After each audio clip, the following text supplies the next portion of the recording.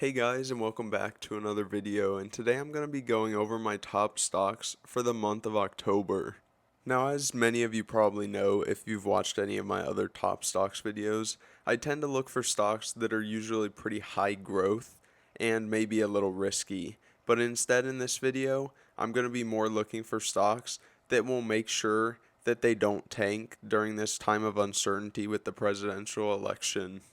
There has been a history of increased volatility, particularly during September and October, right before the election, and we've seen this in September, and I expect it to only get worse in October. Now, before the video starts, go ahead and go to the comment section down below and let me know which one of the two candidates you think will do better for our economy and our stock market. I'm really curious what you guys have to say. And feel free to reply to others as well, but try to keep it respectful. My number 3 stock on the list for this month is going to be Bank of Nova Scotia. And one way to stay away from the volatility in the stock market is to go to a company that is not based in the United States. And this company has even more reasons to not be volatile that I'll go over in just a minute. But before that, I just want to talk about the stock as a whole.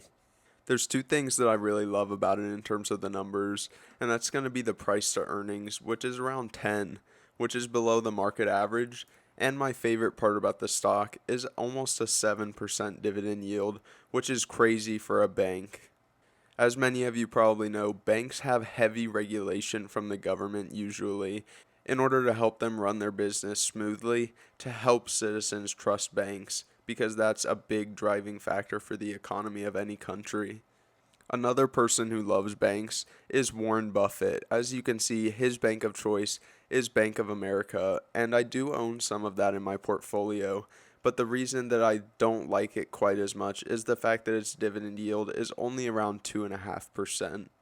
The reason why I chose this bank in particular, and I'm sure that many other banks also show this pattern, but this one shows it really clearly, has a great tendency to bounce back after a big dip.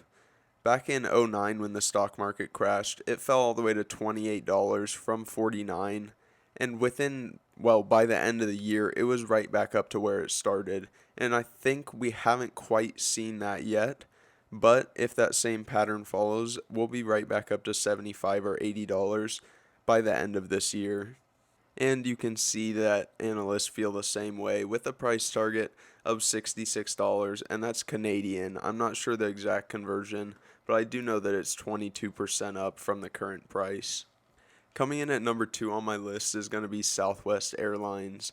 And I know many of you are probably thinking, didn't you just say that we were looking for non-risky stocks? But there's a couple reasons that I think that this one just can't go much lower than it is right now, unless the company was to go out of business as a whole. Now, in general, why airlines? Why do I think that this is a good idea to buy? There's two main reasons. Number one is going to be this vaccine. As you can see, there's currently 9 vaccines in stage 3 trials, and this is approaching the final stages, and it's backed up by 18 in phase 2. So we have over 25 vaccines that will likely be ready by about the end of this year or early next spring. It's only a matter of time until airlines go back to normal, as we don't really have any other means of quick transport, so it's not like people have other options. The other reason that I'm looking into airlines is that both the Democrats and the Republicans have signaled that they support giving more aid to the airline industry in their next coronavirus relief package, which makes sense. As you can see here, they say it's important for strategic importance, national security, and supply chains, so this is a really important part of the economy. Now that you know why I chose the airlines, you're probably wondering why I chose Southwest in particular, and that's for two main reasons. Number one is their balance sheet. This is a company that takes great care of themselves financially in terms of staying out of debt and always having great cash flow on hand. You can see here that this large cash flow exceeds their total debt load, and that's even now after all of the horrible things that have happened to that company. Another thing that I like to see is that Southwest is showing a resistance towards cutting jobs. You can see here that United plans to cut over 16,000 jobs, And the fact that Southwest has not done much of this yet shows that they're not as desperate for cash as many other airlines. The second big reason why I love Southwest is because of their reputation as the number one airline in terms of customer satisfaction. You can see here that they rank number one, and you can go to a lot of different websites and you'll see this same result. From personal experience, I also have this same opinion of Southwest. They're always really reliable and they really care about their customer. Now, one thing that they could improve at, though, is their cleaning habits.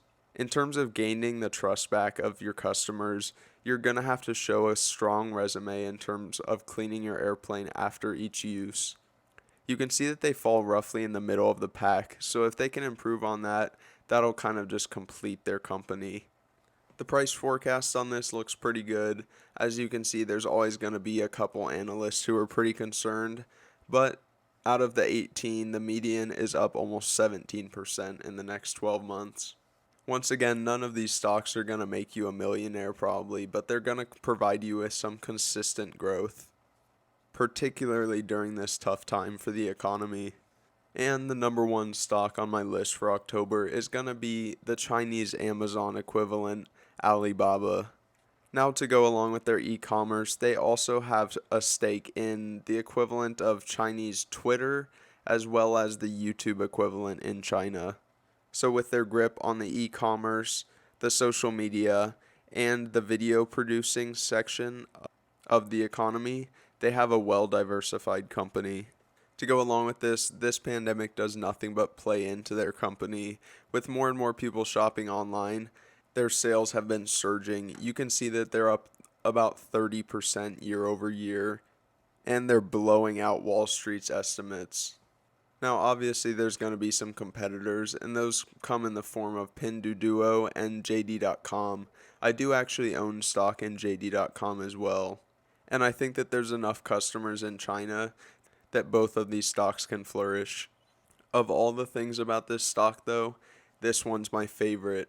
As you can see, any time that the stock tends to fall, it makes an immediate recovery, and you can see this trend happen over and over and over on the chart. And it fell this last time, and we haven't really recovered yet. But I do believe that this trend will continue and will recover back up to at least the 290 range.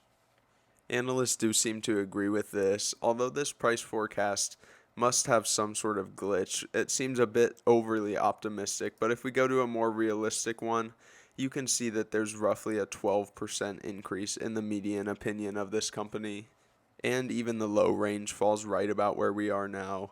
Well, that's going to be it for today's video.